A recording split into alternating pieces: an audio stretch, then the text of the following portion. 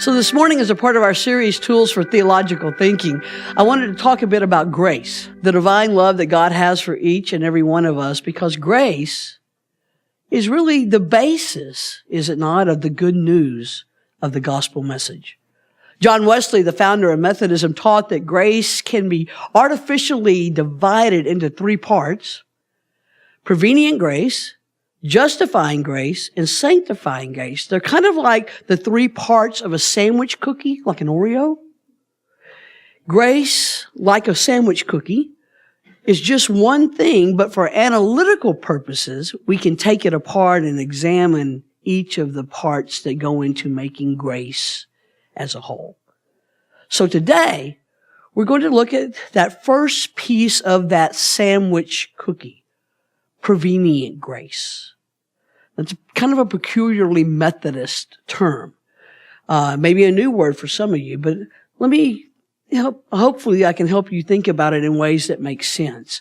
Let's start with this. The prefix pre means to go before or before, like a preview or today's pre-game, pre-Super Bowl game show, pre-race commentary, but before.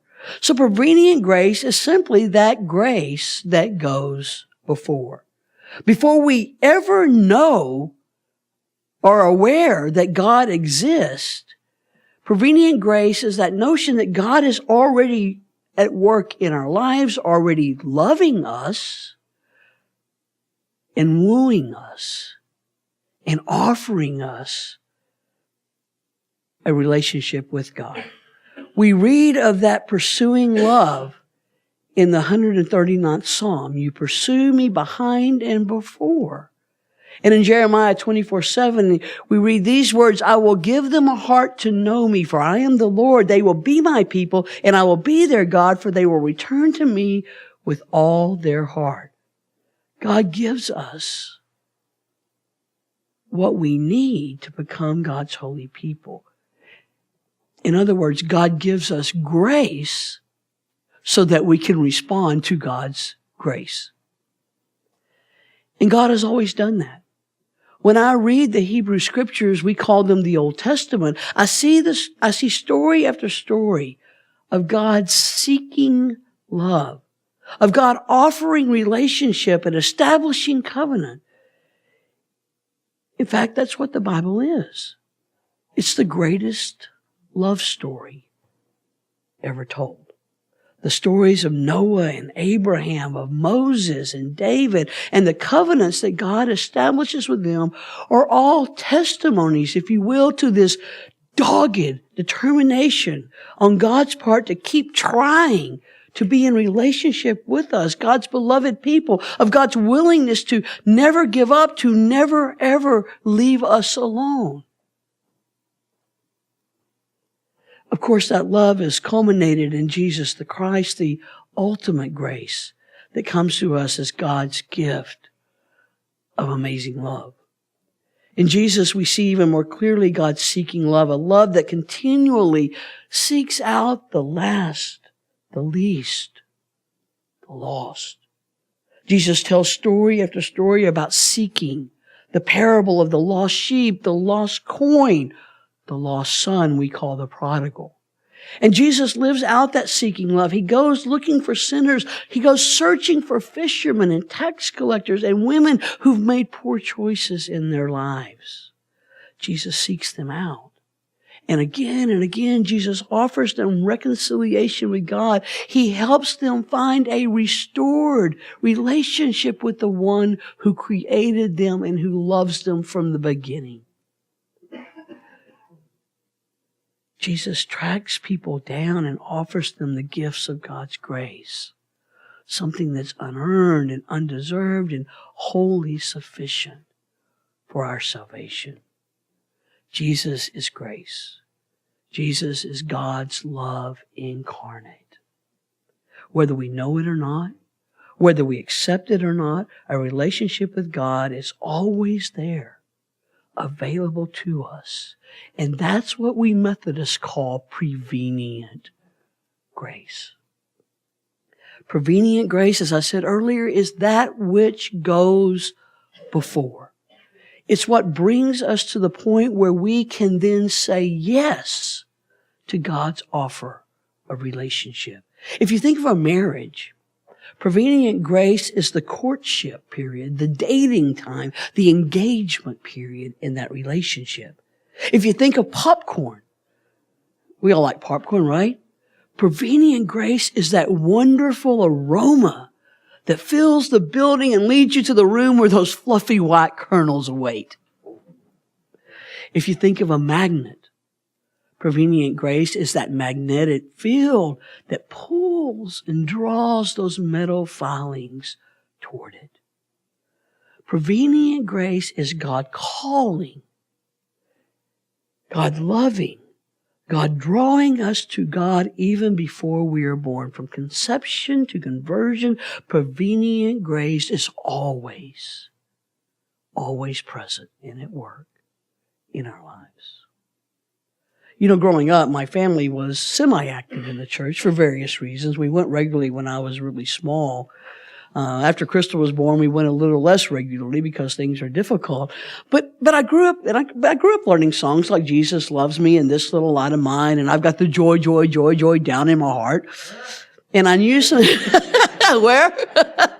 Yeah, and that part too. And I knew something about God, and I knew, some basics about God's love. But I can't honestly say that I had a meaningful relationship with God. Although there were times, even as a child and as a teenager, I did actually intentionally seek God out. But by the time I was a junior in high school, church had become something that was no longer even semi-regular part of my life. And honestly, I didn't spend a whole lot of time thinking about God. But still, that doesn't mean I was a stranger to God, does it? My freshman year at the University of Texas at Arlington, I was invited to and attended a howdy party at the Baptist Student Union. Now, I have to confess, and I think I've told some of you this story before, but you'll just have to bear with me because I can't teach about prevenient grace without talking about how it's been at work in my life. But anyway, there was a howdy party at the Baptist Student Union. It was the fall semester of my freshman year. And a friend of mine told me about it and invited me to go. And so I said, okay, I'll go. Now, I have to tell you that my reasons for going were decidedly less than spiritual. I mean, honestly, it's a big 30,000 student commuter college. And I was looking for a place to plug in, to get to know other people in that pretty impersonal place. So I went to the howdy party. And in hindsight, I realized that what I found there was something I'd been looking for all along, something that was missing in my life. But again, my reason for going was less than spiritual. And I somehow cut out part of my sermon, and I don't really know what I did. All right, well, I'm just going to go with this. Anyway, I went to this howdy party. And I liked the people. They were really friendly. They were really nice. And they had a sign-up sheet for an upcoming retreat down in Glen Rose, Texas. And so I signed up and went to that retreat. Again, it was a way to maybe get to know some of these folks better and find a place to plug in and fit in and to hang out while I was in school. And so I went on that retreat. And, again, looking more for the social aspect than anything else. And I went and I'll never forget, there was this really sweet, older Southern Baptist gentleman, Dr. Chester Swore. He was the speaker for that retreat. I don't remember, honestly, what he talked about that weekend. But what I do remember is that God touched my heart through his words. And something that I'd kind of just pushed aside and ignored for several years came back. And there was a longing that he tapped into. A longing to be connected to something bigger than me and something bigger than a social place to hang out. And that connectedness that began to happen in that place that day, in a large part is why I'm here today. Because I did begin to reconnect with God. I reconnected with the church, eventually back to the Methodist Church. And here I am, 30-something years later. all that to say is, even though my reasons for attending that howdy party and that retreat were far less than spiritual, God was at work in those events and at work in my life, and used those events and those happenings and the people there to pull me back into a solid relationship with God. God had reasons for me to be there that I did not understand. And it changed my life forever. Again, I don't know anything. I can't remember anything that Dr. Chester Swore said that weekend. But I do remember that it was a turning point in my spiritual journey, in my relationship with God, one that eventually led to me being here today. That's prevenient grace at work. God never left me. I may have pushed God aside. I may not have been real connected to God at different points in my life, but God never gave up on me. God kept wooing me, reaching out to me, loving me, and pulling me into that relationship with God. Prevenient grace. Prevenient grace was at work in my life all along. Even when I wasn't aware of it, even before I knew what it was there. God was working. God was present. God was reaching out to me, seeking that relationship with me. One of the other things about the word prevenient is that it shares roots with the word preventive. So think of it in terms of preventive medicine. It's, what you do before you're sick to keep from getting sick, or preventive maintenance, you do on your car, you do on your home. Preventive. Again, so in that sense, it's that grace that keeps us from ever going too far away from God's love, that we're unable to respond to God. God's grace made sure that I wasn't too far away. And God's grace sent people and situations into my life to help me more fully understand and accept the gift of God's love and mercy. God's grace is doing that in all of our lives. God's grace is continually pulling us back into that authentic, real relationship with God. Prevenient grace is like a beautiful siren who keeps serenading, keeps calling to us to come home, to come back to God. It's kind of like the story of the 12-year-old boy who became a Christian at a local revival. The week after the revival, the kids at school questioned him about what he had experienced, what had caused him to respond. And they said, did you see a vision? Did you hear God speak? And so on and so forth. And each time the young boy said, no, that's not how it happened at all. Finally, one of his friends, well, then how did you know to respond to God? In searching for an answer, the boy thought about it very carefully. He said, it's like when you catch a fish, he said. You can't see the fish, and you can't hear the fish. You just feel the fish tugging on your line. And I think that's how it's always been for me, but particularly in that story I told you, I felt God tugging at my heart, wanting me to be in relationship with God. God has sometimes been referred to as the hound of heaven. And in that sense, God sniffs us out, tracks us down, and is so loving and lovable that we find it hard not to fall in love with God. If you've ever had a dog, you know what I'm talking about, right? Dogs are perhaps the most faithful creatures on earth, and their love for us is just so unconditional.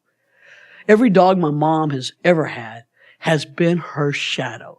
Dogs her wherever she goes in the house, follows her around, always underfoot, sometimes making you almost fall down. And our current dog, Sweepy, is no different than all the others, although as she ages, she's not quite as much of a shadow as she used to be.